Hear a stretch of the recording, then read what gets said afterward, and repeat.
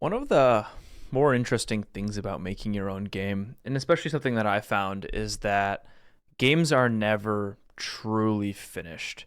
They're just released. I've heard this not just in the game development space, but I was just listening to a podcast where someone was talking about movie creation and book creation or creating a piece of furniture where the creator can keep cooking on it. They can keep refining it and keep polishing it. And that's just what I've been doing basically up until, like, recklessly up until the Next Fest. That is the festival over on Steam. It's happening in about 9 days from now. And I just basically reworked the entire progression system in my minimalistic village builder called Hexagod. And I did this after reckless might not be the right term, because I did this after a couple of weeks of thinking about how to do it better. Some people over on my Twitch channel giving me suggestions of different ways of basically like acquiring your roguelike build and adjusting how that works. And I think after watching my friend playtest this game 2 days ago, I've cooked up what I think is going to be a pretty gentle way, a pretty natural way of gaining different pieces of your build, and I'm interested to see what you think. So the core three systems in this game are placing tiles. Nothing has changed there. Right now, there are like 3 or 4 different shapes that you can get. You can change both the rotation within the tile, but you can then also change the orientation of the tile. So you can get kind of some goofier shapes there, which really allows you to feel like when you're placing something that you are puzzling it out. The other big system is going to be basically the deck building system of the game. It's not really a deck builder, but you can gain different cards that you can kind of like recipes you can build in the game. So right now we have the villager and the demo wonder, which are two just basically the cornerstones of the game, having a villager and then being able to win the game by building your wonder at the end of it. But what you can then eventually do now is once you level up, this is a very new system, once you level up, you get to pick a new card for your deck. So I'm going to take Berry Bush because it's a really good source of gaining food early. Maybe not as good later, although it does scale pretty decently. Maybe it's OP. We'll fix the balance later. So that's the first big change that I made, was that there's a leveling up system, and the amount of XP you need will scale slowly over time. So you need to gain more and more and more, which means from a design standpoint, you're going to be getting more drafting items early and theoretically less late, unless you do some sort of like min-maxed XP build, which I think in roguelikes can be a fun way to play these sort of games. The previous system was that at the end of every day, which right now it's 6 turns to get to the end of the day, at the end of every day you would draft a new card, but that felt a bit, I wouldn't say gamey, because gaining levels in XP is also pretty gamey. Hey, future Aarimous here. The best way to support me right now is to simply go wishlist Hexagod over on Steam, play the demo, give me the feedback, help me find those bugs so that when the Next Fest happens and the game gets fully released, people can enjoy the game and find it. I appreciate your support. Thank you very much. But it just felt like you got it for the sake of getting it. And I didn't like that. And so I changed it to this leveling up XP system. And the third and final system is the relic system. So relics in roguelikes, especially something like Slay the Spire, have always been really interesting because cards are going to be how you play the game, and relics are like the thing that how you break the game. And so I want to have relics in my game because they're really fun and interesting. And I did have them. They're in the game, you can get them now, but previously what you did is you would have a free relic altar that would allow you to build a relic altar. That would then cost a little bit more over time. So you see we got another level up reward. And the cost was nice because on the one hand, it gave you an early goal. Okay, I want to build the relic altar. Well, first, you also had to understand that relics are good and fun. So your first time playing through the game, you might not understand that the core identity of this game is to build relics because they're really powerful.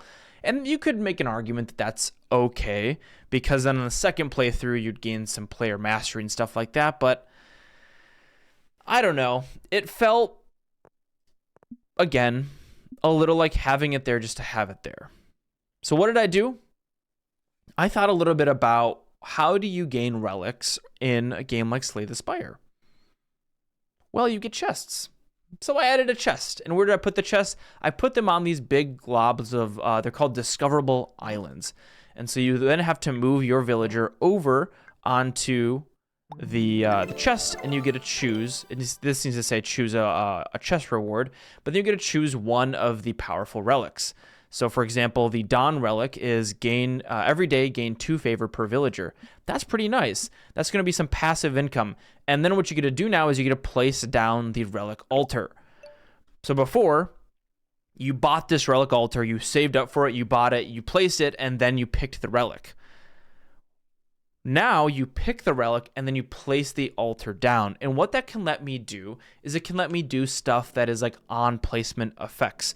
So when you place this relic, I could say, change all of the nearby tiles to desert tiles, or change all of them to mountains, or X, Y, and Z, or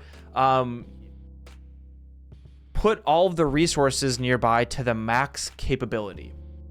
So then the placement of this relic altar becomes more interesting. And I think that's the thing I really like about this change. One, it ties in relics, which are awesome and powerful, into the discoverable islands, which I want you to do. I want you to go find these islands, because the fun consequence of these islands is it gives your build a flavor. You might find an island full of grassland, or full of stone, or full of forest, or whatever you find out there can flavor your build a little bit more. And it can also give you these really fun and craggly kind of fractal shaped islands that are really, really fun to look at and are really interesting. And so by having the hills, or having the relic altar tied into these discoverable islands and an on placement effect, it allows me to make the placement of your relic altar meaningful. Previously, you'd buy them and you would just say, which tile do I not care about? And you'd find and identify the tile you didn't care about, and then you would go ahead and plop it down there. Is that interesting? No, I would argue no. And so I'm trying to find the fun ways to showcase different pieces of my game. Is this fun? I don't know. I certainly think it is. In a sense, it gives me a little bit less capabilities to balance, because I can't pick the cost of these relic altars. But on the other side of it, getting relics is fun. I was previously thinking of capping it at 6, like a Balatro Joker was at 5 or something like that, but why cap it? Why cap it? If I just say there's one on every discoverable island, and then I'm also right now saying at level 6, 12, 18, and every factor of 6, you're gaining another relic from your leveling up. I'm just saying get a bunch of relics. They're fun, they're powerful, they should be build defining, and they should allow you to scale really hard. So why not have some sort of a build out there where you can find a ton of them? Because that sounds fun. And I want this game to be fun. I think roguelikes are at their best when you feel like you're breaking the game. And that's my job. That is my job now that I'm probably not done refining systems. That'll happen forever until I start working on the next game.